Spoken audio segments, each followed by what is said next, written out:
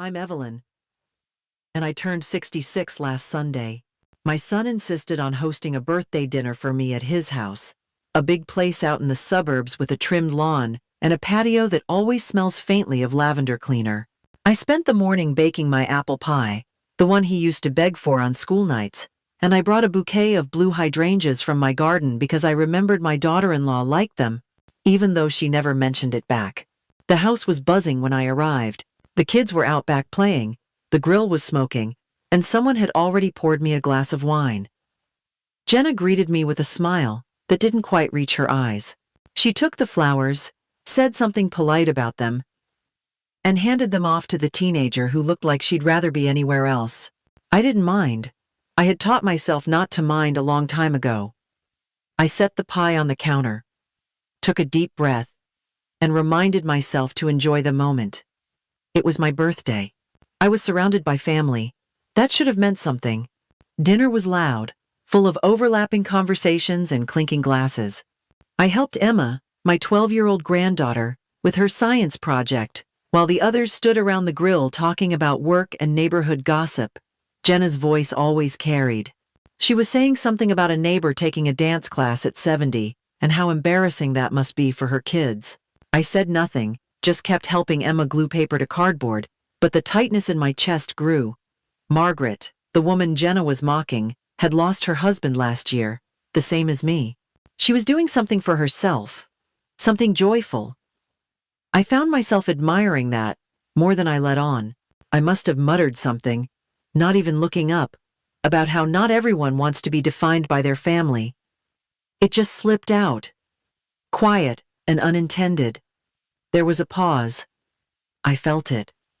Everyone heard. My son chuckled and said, "Oh, Mom, you know that's not how it works." And then Jenna, without missing a beat, tilted her head and said, "Honestly, Evelyn, you could disappear, and nobody would even notice." She said it like it was funny, like it was obvious, like I wasn't sitting right there at the table, holding a glue stick in my hand. And they laughed. All of them. James, Jenna, even my grandkids, in that awkward, confused way kids laugh when grown-ups say something that sounds like a joke. Emma looked up at me and quickly looked back down. She didn't say a word. I didn't cry. I didn't flinch. I nodded slowly and said, "You might be right." Then I pushed the glue stick across the table, smiled at Emma, and asked if she needed help with the labels. The conversation moved on. I don't even remember what came next. Something about summer camps and new barbecue tools. But for me, everything had already shifted. That sentence stayed with me the whole drive home. It wasn't just what Jenna said. It was how easy it was for everyone to laugh. How no one, not even my son, paused to defend me. That was the moment I realized I had slowly disappeared, long before Jenna pointed it out. They were just the first ones to say it out loud. And maybe, just maybe, it was time I started listening.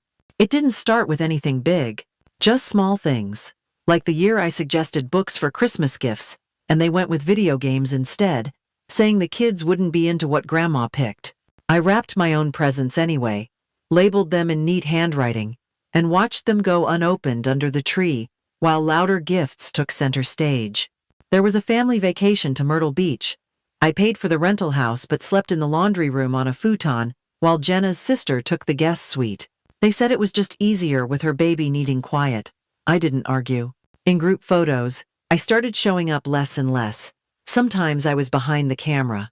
Other times, I was cropping myself out by choice, telling myself it was about lighting or angles, or not wanting to ruin a good shot. But eventually, no one asked me to be in them anyway. They always thanked me in that automatic way people thank waitstaff. "Thanks, Mom. Thanks, Grandma." But no one ever asked how I was holding up. Not after Robert died. Not when my knee gave out. Not when I missed book club to babysit because Jenna had a headache. But still managed to go shopping that same day. I remember one Thanksgiving when I cooked the entire meal. Turkey, stuffing, sides, dessert. After dinner, James turned to Jenna and said, "Babe, that sweet potato thing you made, was amazing. Jenna laughed and said, "It was just a store-bought tray I reheated." No one mentioned the rest. No one asked if I needed help with the cleanup. The thing about being erased is that it doesn't happen all at once. It happens like water wearing down stone, bit by bit, quietly. And by the time you notice how much of yourself is missing, it's already too late to ask where it went. When I got home that night, the house was quiet. The kind of quiet that wraps around you and makes you notice every clock tick, every creak in the floorboards. I stood in the hallway for a long time, still wearing the cardigan I'd put on for dinner, not quite ready to move. Eventually, I went into the kitchen, made a cup of tea, and sat at the table with my phone. I scrolled past unread messages, none of them from my family. Then I dialed Ruth, my old friend who also handled Robert's will, and asked if she could meet for coffee soon. She didn't ask questions, just said yes. After that, I called the realtor, who sold the place 2 doors down last summer. I didn't even bother pretending it was hypothetical. Later, I pulled down the boxes of photo albums from the closet. Saturday on the carpet, flipping page after page. In the older ones, I was everywhere holding James as a baby, planting tulips in the yard, blowing out candles with flour on my nose. But as the years went by, I faded. I was behind the camera, or just not there at all. I realized I'd started disappearing from my own memories long before Jenna ever said it out loud. I closed the album and sat in the dark for a while. Not crying, just breathing. It wasn't grief anymore. It was something colder, something steadier. This time, I wasn't waiting for anyone to notice. I wasn't hoping someone would say sorry or please stay. I was done trying to belong where I wasn't wanted. And for the first time in years, I felt something close to peace. I began with the practical things.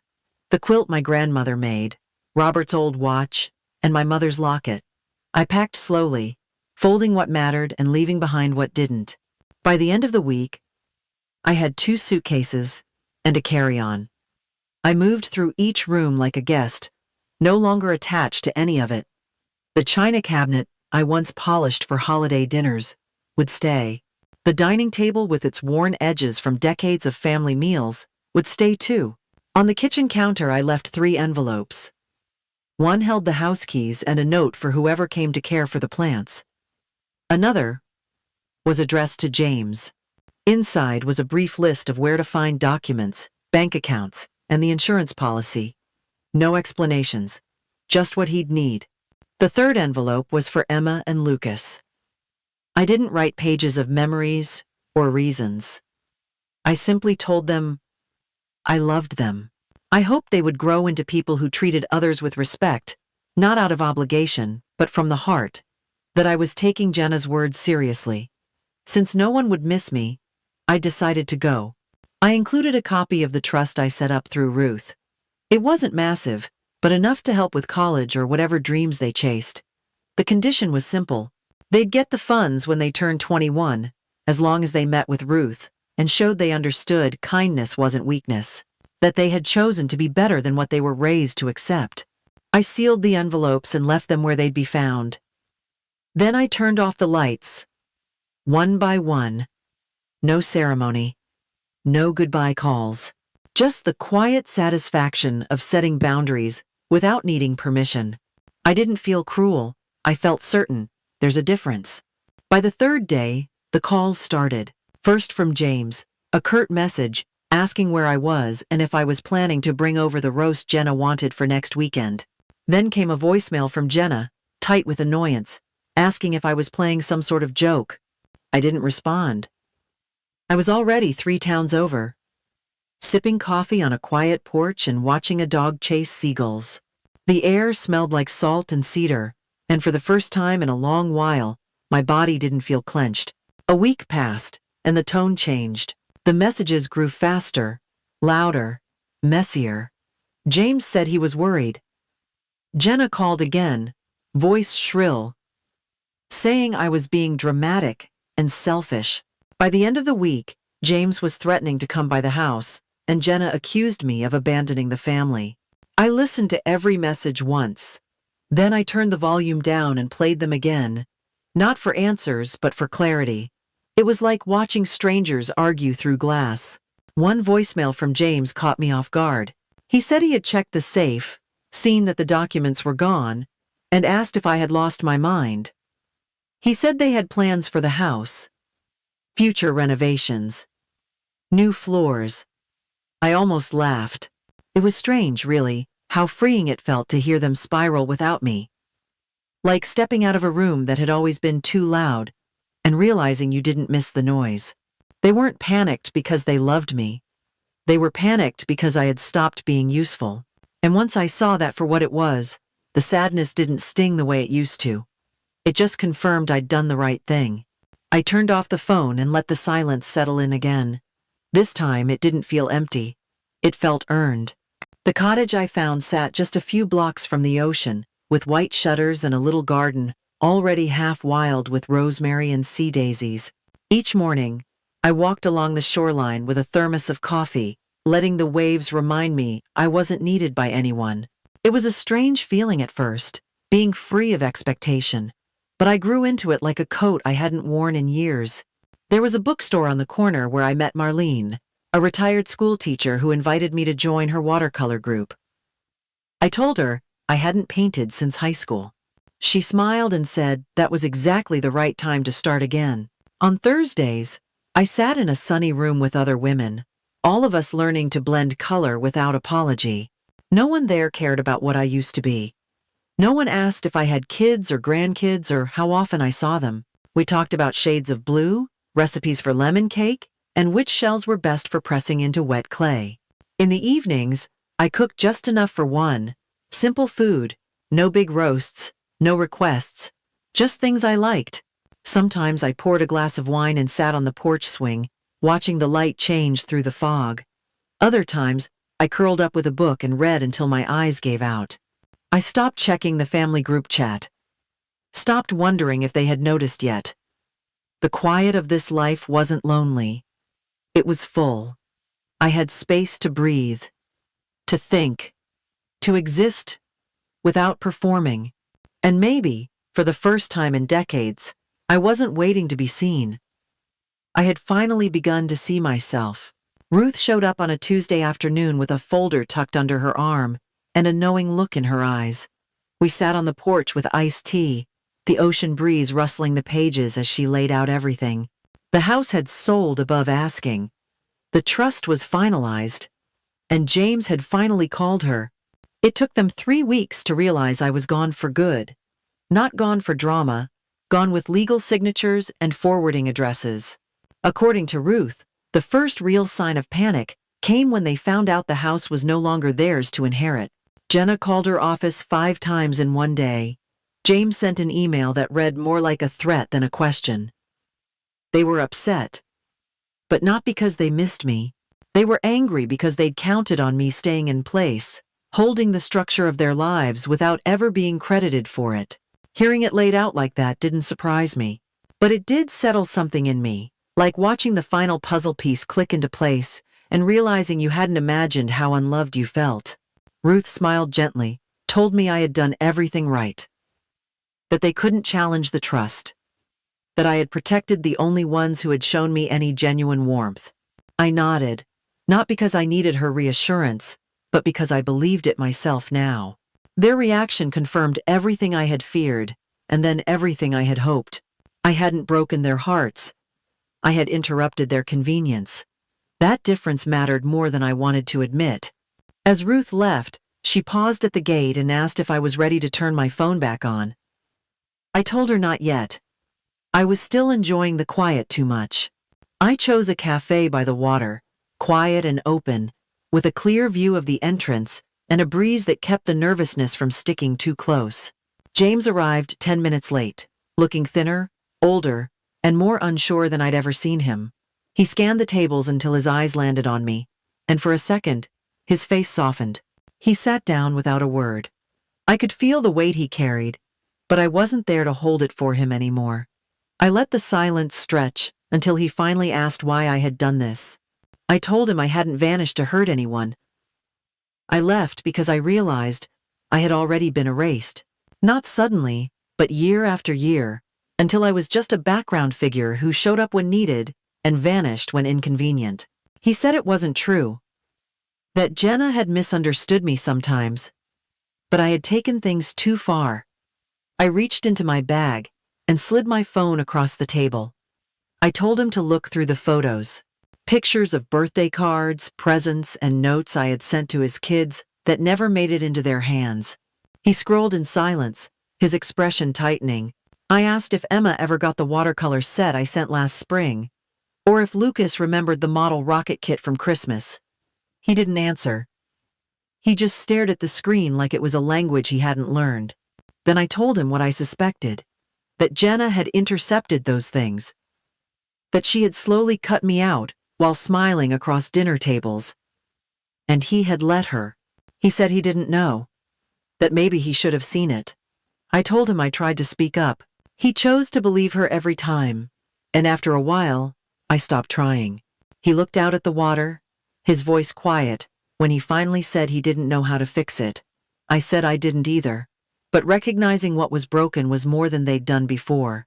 It wasn't an apology, it wasn't forgiveness, but it was a start, and sometimes, that's enough. The car pulled up just before noon, tires crunching softly against the gravel drive. I stood on the porch, with my hands clenched around a dish towel, heart pounding louder than I expected. Emma stepped out first, taller than I remembered, her eyes scanning the cottage like she was unsure if it was real. When our eyes met, she froze. Then she dropped her bag and ran. I caught her in my arms, and for a moment, neither of us said anything. She just held on, face buried in my shoulder, shoulders shaking with relief. Lucas followed behind, slower, guarded. I knelt to meet him eye to eye and opened my arms. He hesitated, then walked straight into me, clutching my waist, like he had as a toddler when he scraped his knee. He whispered that he thought I didn't want them anymore. I told them that was never true, not for a second. That I had always loved them, even when I didn't know if I'd get the chance to say it again. Inside, the cottage smelled of cinnamon and vanilla. We made cookies, the kind Emma always asked for. Lucas helped with the measuring, spilling flour on the counter, his laughter bubbling up like it had been waiting months to come out. We talked while the dough chilled. They told me about school, their friends, and the way things felt different at home now. I listened, every detail anchoring me back into their world. That night, we curled up on the couch and watched old cartoons. Emma fell asleep with her head on my shoulder. Lucas dozed off holding the stuffed bear I had pulled from storage just that morning.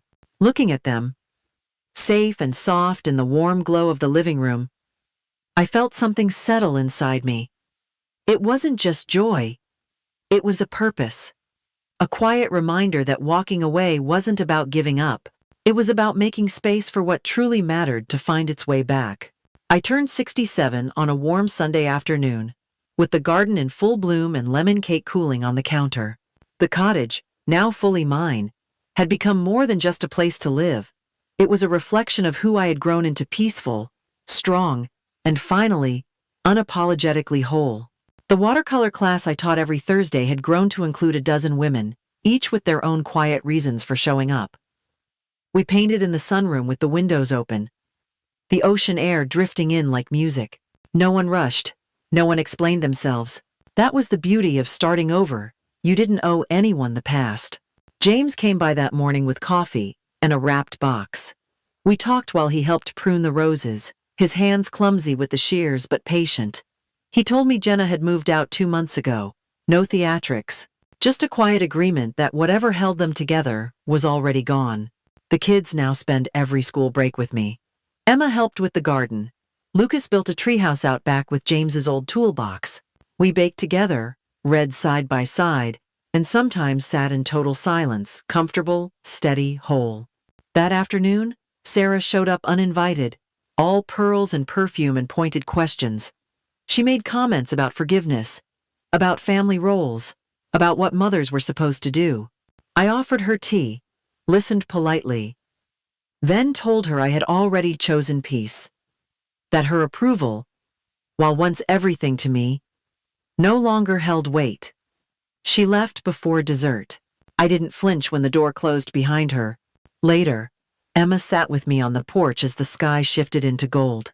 She asked how I knew when it was time to stop waiting for people to change. I told her, "You don't always know. Sometimes you just feel tired in a way that rest can't fix, and that's when you know it's time to choose yourself." She nodded, looking at the garden like it was a map. I handed her the locket my mother had once given me, told her it wasn't just jewelry. It was a reminder that love without respect is never enough, that silence isn't strength unless it protects your joy. She slipped it on and smiled in a way that made my throat ache, not from sadness, from the quiet certainty that she understood, that she wouldn't have to unlearn the things I did. As the sun dipped below the horizon, I leaned back in my chair and watched the wind move through the tall grass. My life was small by some measures, but it was mine, and that made it more than enough.